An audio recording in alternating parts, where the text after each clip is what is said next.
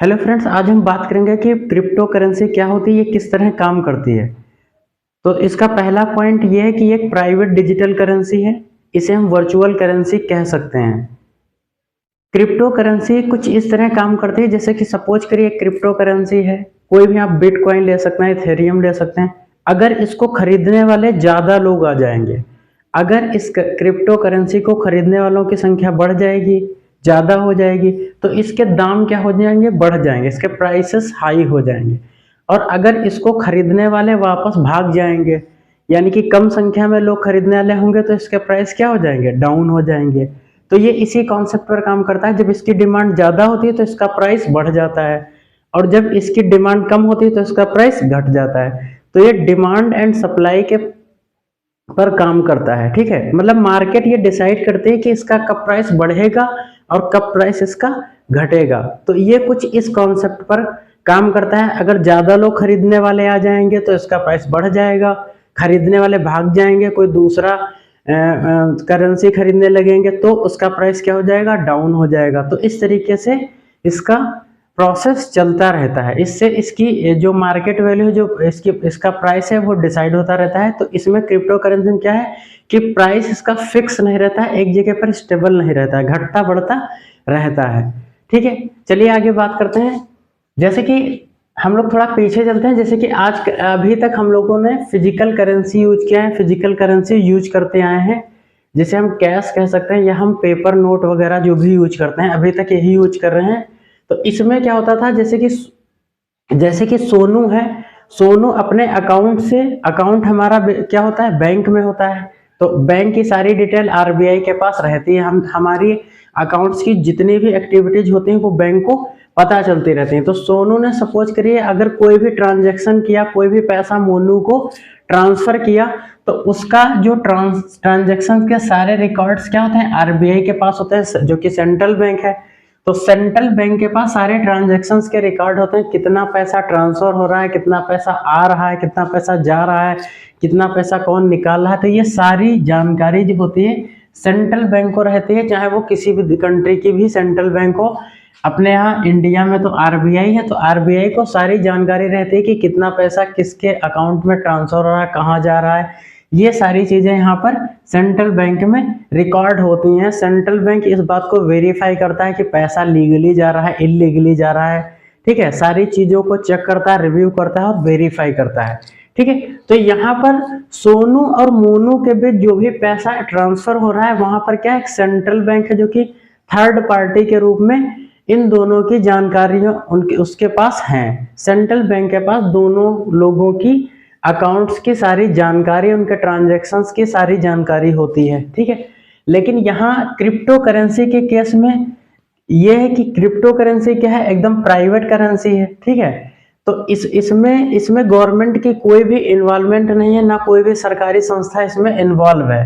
तो crypto currency में क्या है, जैसे कि सोनू है, सोनू अगर मोनू को पैसे भेजता है, ठीक है, तो सोनू और मोनू के बीच केवल एक टेक्नोलॉजी है, बहुत सारे कंप्यूटर्स हैं, सॉफ्टवेयर्स हैं, माइनर्स हैं, माइनिंग मशीन्स हैं जो उस काम को कर रहे हैं। ये पूरा ऑटोमेटेड सिस्टम होता है, बहुत सारे कंप्यूटर्स का एक नेटवर्क है, जिसमें क्या होता है कि एक लेजर होता है, जो भी ट्रांजेक्शन पर्सन टू पर्सन होते हैं, किसी भी तरीके के जो भी ट्रांजेक्शन होते हैं, वो सारे कंप्यूटर्स में क्या होते हैं, रिकॉर्ड होते हैं। ठीक है, सोनू ने जैसे कि मान लीजिए इनको सोनू ने अपने अकाउंट से 10 बिटकॉइन इनको ट्रांसफर किया, तो ये जो टेक्नोलॉजी है, ब्लॉकचेन टेक्नोलॉजी, इसके सॉफ्टवेयर्स में वो सारी चीजें क्या होती हैं, लेजर होता है। लेजर जैसे कि अकाउंट मेंटेनेंस के लिए आप समझ सकते हैं। तो उसमें क्या होता है, इनकी सारी एंट्री जो होती है वो लेजर में सेव होती रहती हैं। और ये सारी एंट्री कोई एक जगह सेव नहीं होगी, बहुत सारे ऐसे कंप्यूटर्स वर्ल्ड वाइड हैं जिनमें सारे उनके जो डिटेल्स होती हैं, जो ट्रांजेक्शन्स होते हैं, वो सेव होते हैं। अगर कहीं से भी कोई एरर आता है, कोई भी गड़बड़ करने की कोशिश करता है, तो वो मिसमैच होता है और वो पकड़ा जाता है। ऐसा कुछ हो ही नहीं सकता है। पहली बात, यहाँ पर इसे जो है हैक करना है, किसी भी तरीके का नुकसान पहुंचाना बहुत असंभव है, ना के बराबर है, क्योंकि ब्लॉकचेन टेक्नोलॉजी वर्ल्ड की सबसे हाई प्रोफाइल टेक्नोलॉजी है। इस पर सभी लोग भरोसा करते हैं। जो हमारी आरबीआई है वो भी इस पर भरोसा करती है। तो यहाँ पर क्या होता है कि जो क्रिप्टो करेंसी है वो पूरी तरीके से डिजिटलाइज्ड है, डिजिटल करेंसी है। तो क्या होगा, बहुत सारी ऐसी साइट्स हैं जो आपको ऑनलाइन वॉलेट प्रोवाइड कराती हैं। ऑनलाइन वॉलेट के जरिए आप जो है क्रिप्टो करेंसीज को खरीद सकते हैं, बेच सकते हैं या उसमें इन्वेस्ट कर सकते हैं। ठीक है, तो यहाँ पर मैं ये समझा रहा था कि सोनू अगर कोई भी पैसा मोनू को भेजता है या मोनू सोनू को कोई भी पैसा भेजता है तो इन दोनों के बीच में कोई थर्ड पार्टी नहीं, जैसे कि कोई बैंक नहीं है, कोई भी गवर्नमेंट ऑर्गेनाइजेशन नहीं है, गवर्नमेंट इसमें बिल्कुल भी इन्वॉल्व नहीं है। ये एकदम प्राइवेट सिस्टम है। यहाँ पर केवल इन दोनों के बीच एक टेक्नोलॉजी है जिसे हम ब्लॉकचेन टेक्नोलॉजी कहेंगे। ब्लॉकचेन टेक्नोलॉजी में बहुत सारे कंप्यूटर्स और सॉफ्टवेयर्स काम कर रहे हैं, बहुत सारी माइनिंग मशीन्स हैं। उन कंप्यूटर सॉफ्टवेयर में लेजर सिस्टम होता है जो कि अकाउंट्स को मेंटेन करता है। ये सारा ऑटोमेटेड सिस्टम होता है और विद इन फ्यू सेकेंड्स जो है ये सारी चीज़ों को वेरीफाई कर लेता है। माइनर्स होते हैं, माइनर्स की बात हम बाद में करेंगे, जो कि ये सारे लेजर जो इसमें लेजर होता है अकाउंट का मेंटेनेंस के काम को देखते हैं। ठीक है, तो आजकल 2009 में सबसे पहले क्रिप्टो करेंसी आया था और दुनिया भर में 5000 से ज़्यादा क्रिप्टो करेंसीज मार्केट में अवेलेबल है। जैसे कि मैंने कुछ नाम दिए हैं, बिटकॉइन है, इथेरियम है, डॉज कॉइन है। तो ऐसे करके बहुत सारे क्रिप्टो करेंसीज मार्केट में हैं जिन्हें आप किसी साइट पर जा करके उन्हें खरीद सकते हैं। वो आपको डिजिटल वॉलेट प्रोवाइड कराएंगे और वहां से आप उनको खरीद सकते हैं, बेच सकते हैं, इन्वेस्ट कर सकते हैं। तो ऐसी बहुत सारी साइट्स हैं जो ये काम करती हैं। ठीक है, नेक्स्ट बात करेंगे कि क्रिप्टो करेंसी का मतलब क्या है। क्रिप्टो का मतलब है छुपा हुआ सीक्रेट। क्रिप्टो का मतलब क्या होता है, छुपा हुआ सीक्रेट। मतलब कि यहाँ पर सब कुछ सीक्रेट है, छुपा हुआ है। और मैंने अभी कहा कि इनमें सारी चीजें सेव होती हैं। तो कहने का मतलब ये है कि यहाँ पर सब कुछ कोडिंग की फॉर्म में है, कोडेड है। तो यहाँ पर आपकी डिटेल सारी होती है लेकिन कोडिंग की फॉर्म में होती है। तो कोई इस बात को पता नहीं लगा सकता है कि उसमें आपके अकाउंट्स में क्या चल रहा है, कहाँ से क्या ट्रांसफर हो रहा है। इस चीज को कोई भी इस चीज को जो है हैक नहीं कर सकता है, कोई भी इस चीज को पकड़ नहीं कर सकता है। ये चीज इसमें है। तो क्रिप्टो का मतलब ये है कि छुपा हुआ सीक्रेट। सारी चीजें इसमें क्या होती है, इनक्रिप्टेड होती है। मतलब कि कोई भी इस बात को पता नहीं लगा सकता है, थर्ड पार्टी पता नहीं लगा सकती है कि आपके अकाउंट से कितना क्या ट्रांसफर हो रहा है, कहाँ जा रहा है। ये सारी चीजों का पता लगाना मुश्किल काम है। करेंसी का मतलब आप जानते हैं कि medium of purchase goods and services. ठीक है, medium of purchase goods and services, किसी भी सर्विस को, किसी भी प्रोडक्ट को खरीदने का जो मीडियम होता है, जो साधन होता है, उसे हम क्या कहते हैं, करेंसी कहते हैं। तो क्रिप्टो और करेंसी को मिला करके क्या बना, क्रिप्टो करेंसी बना। ठीक है, ये मैं बता चुका हूं कि ये एक प्राइवेट डिजिटल करेंसी है, decentralised currency. Crypto currency decentralised currency है क्योंकि इस पे किसी भी गवर्नमेंट का या किसी भी बैंक का कोई कंट्रोल नहीं है। एकदम प्राइवेट सिस्टम है और फुली ऑटोमेटेड सिस्टम है, इंटरनेट बेस्ड है, डिजिटल है। ठीक है, तो यहाँ पर गवर्नमेंट की कोई भी इन्वॉल्वमेंट नहीं है, बैंक की कोई भी इन्वॉल्वमेंट नहीं है। ये एकदम प्राइवेट सिस्टम है।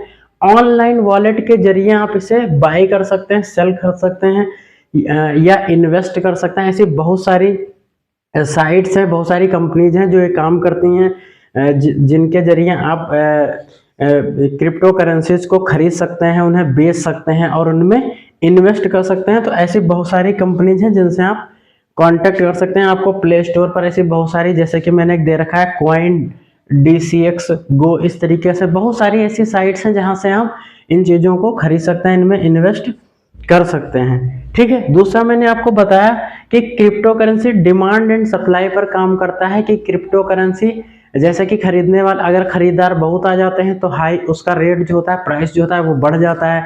और खरीदने वालों की संख्या कम हो जाती है, मतलब कि जो खरीदने वालों की जब संख्या कम होती है तो इसका प्राइस क्या हो जाता है, डाउन हो जाता है। तो ये इस तरीके से अप एंड डाउन करता रहता है।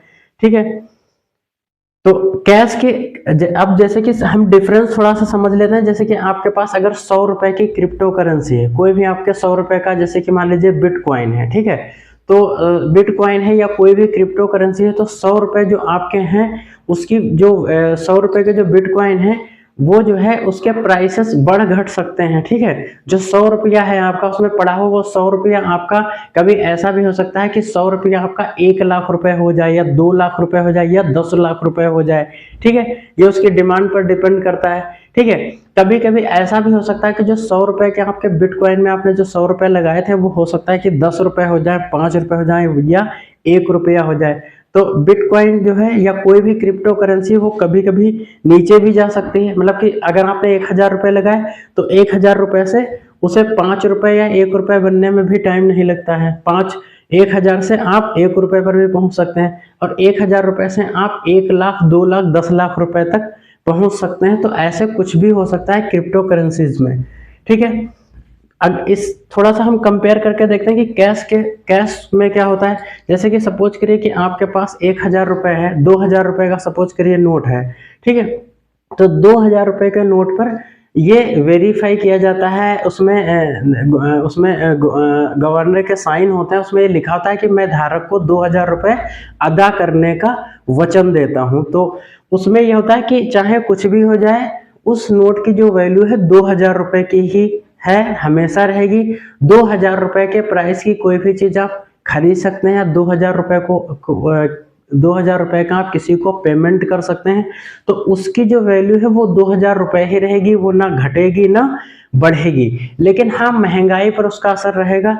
जैसे कि 2000 रुपए में आपने घर में रखे और 2000 रुपए का समझ लीजिए कि आपको कोई सोने का कुंडल मिल रहा है आज की डेट में। सपोज करिए 2000 रुपए में आपने कोई सोने का कुंडल लिया आज की डेट में, तो अगर आप 5 साल बाद जाएंगे तो सोने का दाम तो लगातार बढ़ता रहेगा, तो सोने का प्राइस बढ़ गया। और 2000 रुपए का नोट अगर आपने अपने घर में रखा हुआ है, आपने 2000 रुपए बैंक अकाउंट में रखा है, ठीक है, उसे आपने कहीं इन्वेस्ट नहीं किया, कहीं लगाया नहीं, तो वो तो बढ़ेगा नहीं, ठीक है। तो जो 2000 रुपए, आप 2000 रुपए की वैल्यू तो वही है, लेकिन जो चीज आप उससे खरीद सकते थे उसका प्राइस हाई हो गया, तो इसकी वैल्यू डाउन हो गई, ठीक है। तो ये इस तरीके से है। तो क्रिप्टो के केस में ऐसा बिल्कुल नहीं है। क्रिप्टो करेंसी अगर आप 5 साल 10 साल बाद का थोड़ा सा अनुमान लगाएं, तो क्रिप्टो करेंसी जो भी है बढ़ भी सकता है और घट भी सकता है, कुछ भी हो सकता है, ठीक है।